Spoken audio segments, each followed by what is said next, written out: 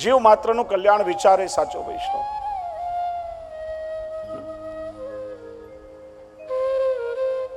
પણ દેહ ધર્મ, તમે કેવલ જન સેવા સમાજ સેવામાં રોકાયેલા રહેશો તો પોતાનું આત્મકલ્યાણ નહીં કરી શકો.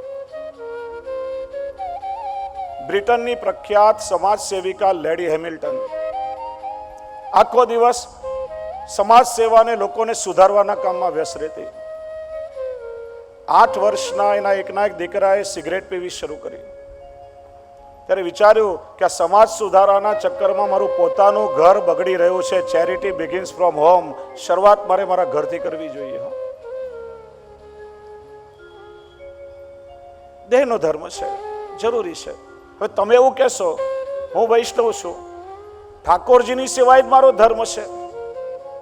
તમે ઘરમાં ઠાકોરજીની સેવા કરી રહ્યા હોય અને તમારા ઘરના દરવાજેથી કોઈ ભૂખ્યો, દુઃખી કે જરૂરિયાતમંદ વ્યક્તિ કોઈ એમનેમ ચાલ્યો જાય, તમે જોયા કરો, તમારું હૃદય ન દ્રવે તો ઠાકોરજી ક્યારે પણ પ્રસન્ન નહીં થાય. હા,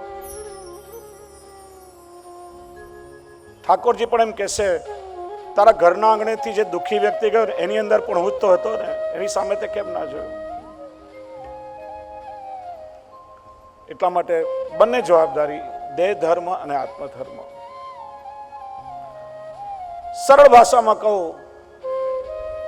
ધર્મ એટલે શું કરવું અને શું ના કરવું, આટલી સમજ જો માણસની અંદર આવી જાય તો કહેવાય કે આ માણસ ધાર્મિક છે. અને મોટે ભાગે આપણે બધા જાણતા જોઈએ છીએ કે આપણે શું કરવું જોઈએ અને શું ના કરવું જોઈએ. 4-5 સવાલ તમને પૂછું, ખાલી જેટલા બેઠા છો હા કે નામાં જોરથી બધા મને જવાબ દેવાનો. હા, ખાલી હા કે નામાં મને ઉત્તર આપજો બધા. આપણે વૈષ્ણવે સાચું બોલવું જોઈએ. હા કે ના? ના તો નથી કહીને કોઈ. ઘરમાં મા બાપની સેવા કરવી જોઈએ, ચોરી કરવી જોઈએ, જુઠ્ઠું બોલવું જોઈએ, કોઈ દુઃખી માણસ હોય તો વધારે ને પીડિત કરવો જોઈએ, ઠાકોરજીની સેવા કરવી જોઈએ, બીજા પર પરોપકાર કરવો જોઈએ. બધાને ખબર છે ને, બધા જાણે છે ને. એક નાના બાળકને પૂછો ને એ પણ તમને કહેશે કે શું કરવું જોઈએ ને શું ના કરવું જોઈએ. પણ મજાની વાત જુઓ, મહાભારતમાં દુર્યોધન કહે છે જાનામિ ધર્મમ ન એવ પ્રવૃત્તિ, જાનામિ અધર્મમ ન એવ નિવૃત્તિ. ધર્મ શું છે હું સારી રીતે જાણું છું, છતાંય મારી પ્રવૃત્તિ એમાં થતી નથી. અને અધર્મ શું છે એ હું સારી રીતે જાણું છું, પણ મારી નિવૃત્તિ એમાં થતી નથી, છૂટતો નથી. 5000 વર્ષ પહેલા મહાભારતના યુદ્ધમાં ભલે દુર્યોધન મરાયો હોય,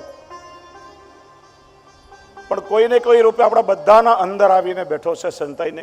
કેમ કે આપણે બધા જાણીએ છીએ શું કરવું જોઈએ ને શું ના કરવું જોઈએ, અને છતાં પણ જે કરવું જોઈએ નથી થઈ રહ્યું અને જે ન કરવું જોઈએ આપણે બધા જ કરી રહ્યા છીએ.